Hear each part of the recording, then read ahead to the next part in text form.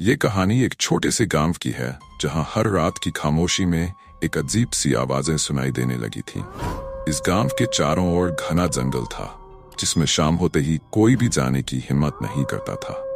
गांव के बुजुर्ग लोग कहते थे कि इस जंगल में एक प्राचीन महल है जो वर्षों से वीरान पड़ा है। इस महल का नाम था चंद्रमुखी महल।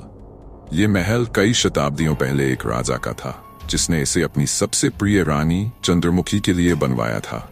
चंद्रमुखी बेहद सुंदर थी, उसकी खूबसूरती की चर्चा दूर दूर तक होती थी, लेकिन कहते हैं कि उसकी यही खूबसूरती उसके जीवन की सबसे बड़ी त्रासदी बन गई। राजा का एक सेनापति जो चंद्रमुखी के प्रति आसक्त था, एक रात महल में छोरी से घुस आया। उसने चंद्रमुखी को जबरन पाने की कोशिश की, लेकिन चंद्रमुखी ने इसका विरोध किया। परिणाम स्वरूप सेनापति ने उसे उसी महल की ऊंची मीनार से नीचे फेंक दिया, जहां से उसकी मौत हो गई। उस रात के बाद से चंद्रमुखी का महल वीरान हो गया। राजा ने दुखी होकर महल को हमेशा के लिए बंद करवा दिया, लेकिन कहते हैं चंद्रमुखी की आत्मा अब भी उस महल में भटकती रहती है। उसकी रूह को शांति नहीं मिली और वह हर रात अपने हथियारे की तलाश में निकलती है। गांव के लोग ये भी कहते थे कि जिसने भी महल के अंदर जाने की कोशिश की वह कभी लौटकर वापस नहीं आया। कुछ समय पहले एक युवा जोड़ा गांव में आकर रहने लगा था। ये जोड़ा शहर से गांव में शांति और सुकून की तलाश में आया था, लेकिन उन्हें गांव के रहस्य और डरावनी कहानियों पर विश्वास नहीं था। उनके नाम थे राहुल और स्वाति। एक दिन गांव वालों से सुनकर वे चंद्रमुखी महल के बारे में उत्सुक हो गए और वहां जाने की ठान ली। गांव वालों ने उन्हें रोकने की बहुत कोशिश की, लेकिन उनकी जिद के आगे सब हार गए।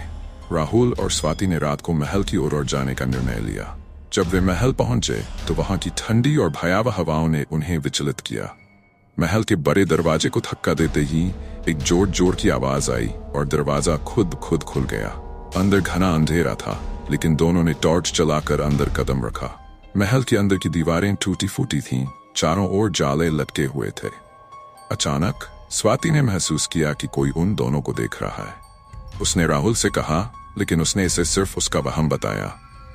वे दोनों महल के मुख्य कक्ष में पहुंचे, जहां एक बड़ा शीशा लगा हुआ था। अचानक उस शीशे में एक छाया दिखाई दी।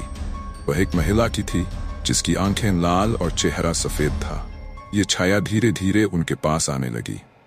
स्वाति और राहुल को अब यह महसूस होने लगा कि कुछ गंभीर हो रहा है। वे तेजी से महल से बाहर भागने की कोशिश करने लगे, लेकिन दरवाजा बंद हो चुका था। तभी उन्हें एक अजीब सी हंसी सुनाई दी।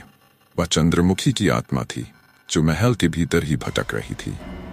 उसने स्वाति की ओर इशारा किया और उसकी आंखों में एक अजीब सा खिंचाव महसूस हुआ।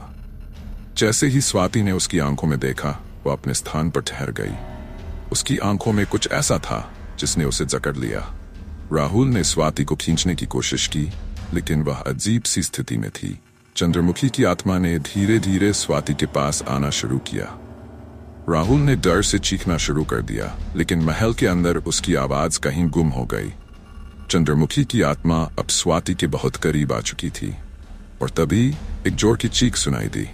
राहुल ने देखा कि स्वाति की आंखें पूरी तरह से सफेद हो गई थीं और उसकी आत्मा जैसे कहीं गायब हो गई। राहुल ने अपनी पूरी ताकत लगाई और महल का दरवाजा तोड़ने में सफल हो गया। वह किसी तरह वहां से भागने में सफल हुआ, लेकिन जब वह गांव पहुंचा तो गांव के लोग उसे पहचान नहीं सके। राहुल का चेहरा डर और अविश्वास से भर चुका था। वह बार बार सिर्फ एक ही बात कहता था, वह आ रही है, वह मेरे पीछे है। कहते हैं आज भी उस महल में चंद्रमुखी की आत्मा भटकती है और जो कोई भी उसके महल में प्रवेश करता है वह कभी वापस नहीं आता। गांव वाले अब उस महल के पास भी नहीं जाते, क्योंकि वे जानते हैं कि चंद्रमुखी अब भी अपने अधूरे इंतकाम के लिए वहां मौजूद है।